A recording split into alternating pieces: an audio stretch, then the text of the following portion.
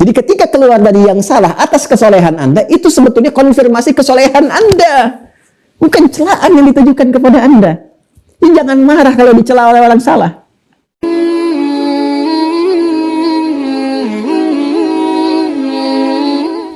Coba lihat di Quran surah ke-7 Al-A'raf ayat 96. Itu kalau kita kompak ya teman-teman sekalian. Ya, kita beri contoh di Indonesia aja yang mayoritas muslim itu. Ya, kita coba mulai di kajian kita di Wira ini. Ya, kita konsisten ikuti ini. Coba lihat ayatnya. Walau anna ahlal qura amanu iman wattaqau taqwa la fatahna 'alaihim barakatin minas sama'i wal ardh. Kalaulah satu penghuni itu, satu tempat. Qura itu jamak dari qaryah. Qaryah jadi qura. Ya, kalau kita ambil negara lah, itu satu negara. Desa bentuk jadi negara, bangsa. Skala kecilnya di kabupaten kan banyak desa itu. Kabupaten. Ya kalau belum bisa senegara, kabupaten A, kabupaten B, provinsi A, provinsi B. Coba kasih contoh, kalau nggak percaya ini, kasih contoh. Walaupun kita harus melewati ujian.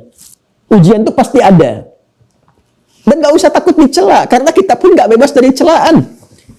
Ya kata para ulama, hanya orang kurang sehat jiwanya yang nggak mau dicela. Kita itu pasti dicela, Pak. Nggak pengen dicela pun pasti dicela.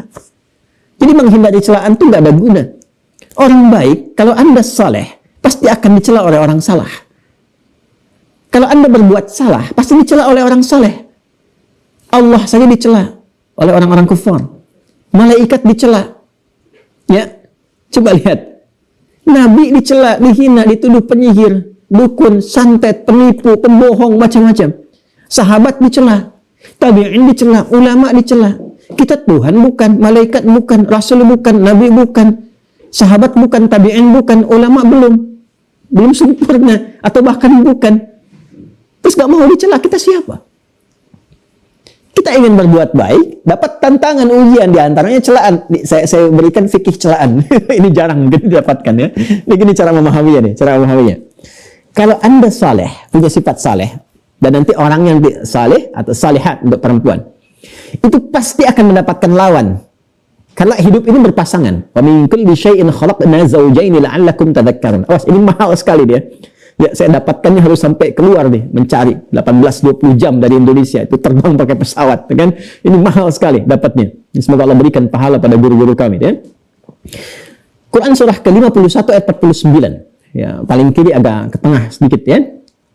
Agak ke bawah sedikit. Wa min kulli syai'in khalaqna zawjayn la'allakum tadhakkarun. Lihat ya. Perhatikan baik-baik. Dan segala hal, kata Allah, kami ciptakan berpasangan, berlawanan. Supaya kamu sadar, cuma aku yang tidak punya pasangan. Allah yang esa. Ya kan? Laki-laki pasangan perempuan. Ya kan? Benang sari dengan putik. Jantan dengan betina. Siang malam. Demikian sifat pun baik, buruk. Soleh, salah. Itu berpasangan. Dan hikmahnya, pasangan ini, itu akan saling menguji untuk menyempurnakan. Makanya kesempurnaan di suami itu kan ada di istri untuk saling menyempurnakan. Demikian sebaliknya, ya belajar bersama-sama saling menyempurnakan.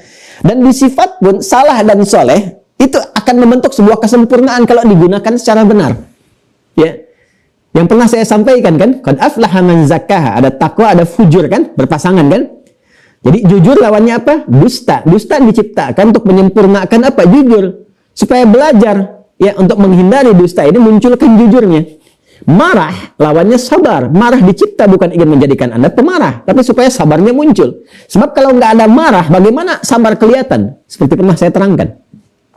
Salah itu lawannya soleh. Ya kan? Salah diciptakan untuk menjadi cermin supaya solehnya muncul. Kadang-kadang ketika Anda ingin berubah menjadi soleh, maka muncul nanti penguat dari yang salah. Bisa jadi bentuknya celaan.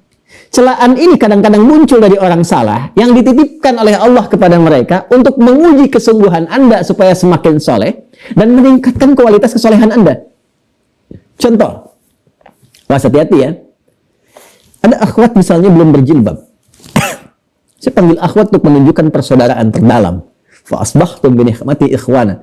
Karena sayang saya ini mengungkapkan. Ya, karena sayang saya ini saya menyampaikan. Ya, supaya semua mendapatkan kebaikan, kemuliaan.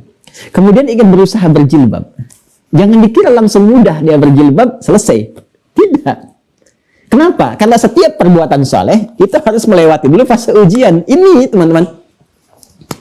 Kan soleh ini melewati ini dulu.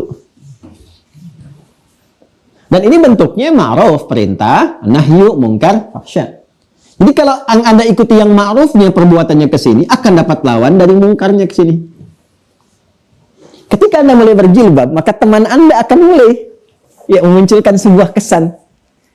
Wah, sudah solehah ya sekarang. Kamu tampil beda ya.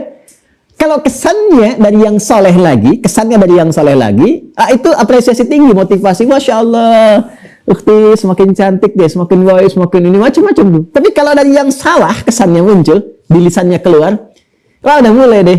Waduh, penghuni surga lewat nih. Waduh, solehah lewat nih, gitu kan. Kayaknya udah gak sama kita lagi nih, gitu kan.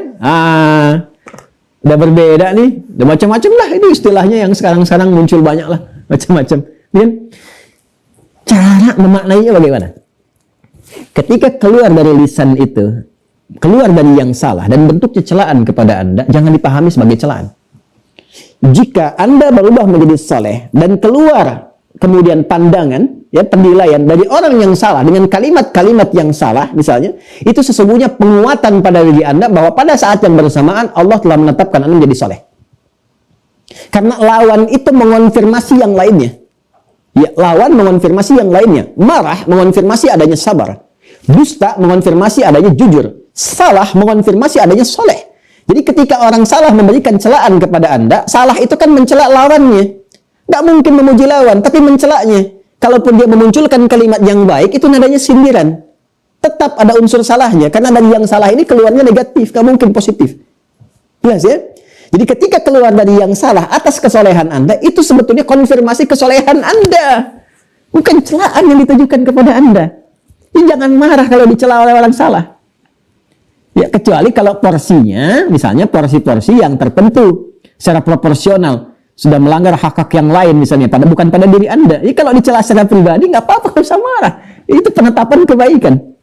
Ya, tapi kalau dicela agama Anda, Quran Anda, Tuhan Anda, Rasul Anda, muncul kita gejolak, girah namanya. Mendidih darah rasanya, gitu kan? Bangsa Anda, negara Anda, negara kita dilecehkan, di luar kita bangkit membela. Masa iman Anda dilecehkan, Anda diam saja?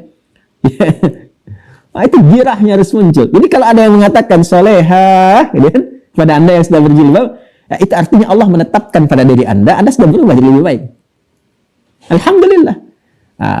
Aduh, saya tetap kok, ya nama saya masih Catherine, bukan solehah. Ini hanya berubah aja untuk lebih baik. Ya, Anda misalnya udah ada mulai ke masjid, tadinya kumpul-kumpul, sudah mulai ke masjid. Waduh, Pak Soleh, kemana nih?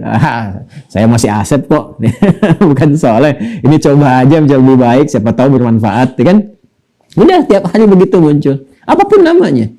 Nah, demikian cara menyikapinya, teman-teman sekalian. Jadi, tempatkan Allah dan Rasul itu pada tempat yang pertama. Cinta pertama kita dalam jiwa.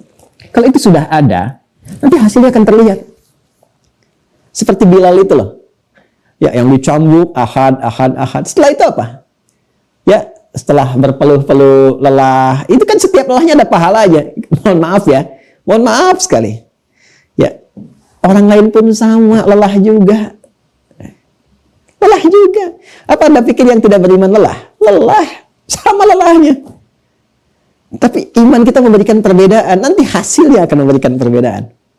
Ya, mereka bekerja, kita bekerja. Mereka berusaha, kita berusaha. Tapi ketika Anda berusaha dengan iman, nanti hasilnya akan beda.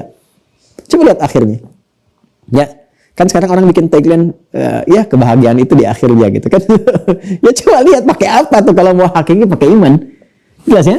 Jadi saya ingin katakan bahwa ayo mulai dulu sampai Anda merasakan kenikmatannya, sampai mendapatkan halawah itu. Nanti kalau sudah dapat halawahnya, nggak terekspresikan, nikmat.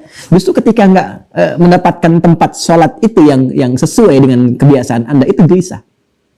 Nikmat sholat fardu memburu sholat sunnah. Begitu ketinggalan sholat sunnah bisa gelisah, nangis-nangis Anda. Ya, ada orang yang ketinggalan tahajud terlambat dikit aja menjelang subuh dia bangun, nangis-nangis sampai dia tutup dengan amalan apa supaya mengganti tahajudnya semalam. Padahal sunnah hukumnya. Ya, dia bangun kesiangan hari Senin, nangis-nangis dia, Allah, kok terlambat saya bangun Senin ini, saya nggak puasa. Ya kan?